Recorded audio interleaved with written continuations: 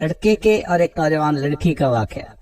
امریکہ میں ایک نوجوان انجینئر تھا اور بڑی کاٹ کی زندگی گزار رہا۔ کسی انگریز لڑکی کے ساتھ اس کا تعلق بن گیا۔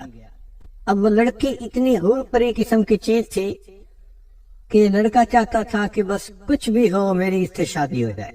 لڑکی نے کہا کہ میرے والدین عیسائی ہیں، مجھے ان سے بات کرنی پڑے گی۔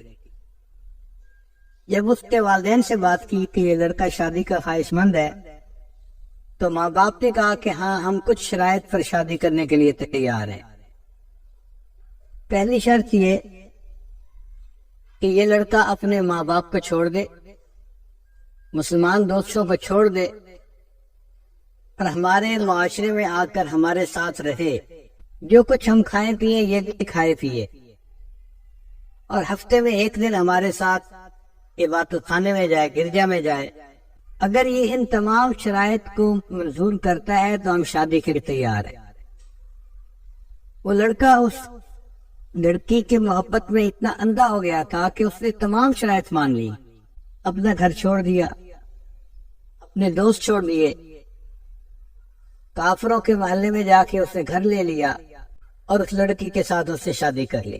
وہ آدمی کہتے ہیں کہ میں بس اپنی شہوات کو پورا کرنے میں لگا ہوا تھا، نہ میں نماز پڑھتا تھا نہ کچھ اور کرتا تھا، صرف ایک کام تھا میرے اندر کہ میرے گھر کا جو دروازہ تھا اس کے سامنے دیوار کے اوپر کچھ الماری بنی ہوئی تھی، اس میں کتابیں رکھی ہوئی تھی اور ان کتابوں میں ایک اللہ کا قرآن بھی رکھا ہوا تھا۔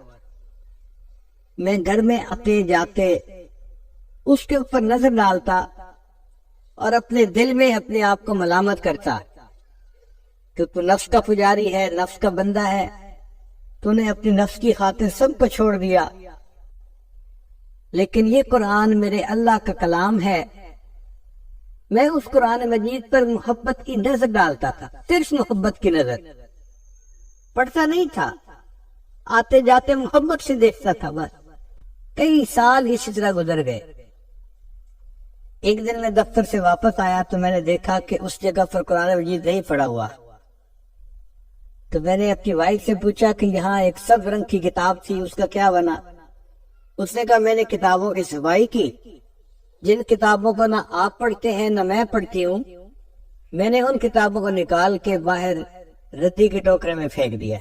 وہ کہتا ہے کہ جب میں نے سنا کہ اللہ کے قرآن کو ٹریش کین میں سے پھینک دیا تو میں فوراً بھاگا اور میں نے ٹریش کین کو اٹھایا اور میں نے اس کو چوما کہ بے ادبی ہو گئی۔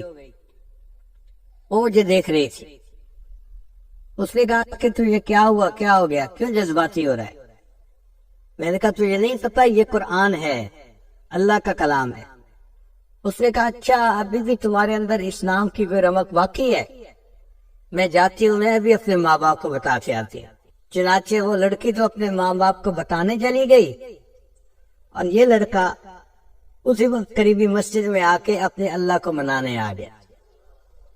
قرآن مجید پر محبت کی نظر ڈالنے کی وجہ سے اللہ نے اس کے ایمان کی حفاظت فرما لی، پھر اس سے توبہ کی، اس لڑکی کو طلاق دی اور کسی مسلمان لڑکی سے شادی کی اور بقیہ زندگی سے نیکی کے اوپر گزاری۔ تو قرآن مجید کی محبت اگر دل میں ہے اور ایک بندہ کچھ بھی اور عمل نہیں کرتا، صرف محبت کی نظر قرآن پہ ڈالتا ہے، یہ محبت کی نظر ڈالنا بھی اس کے لیے ہدایت کا سبب بن جاتا ہے۔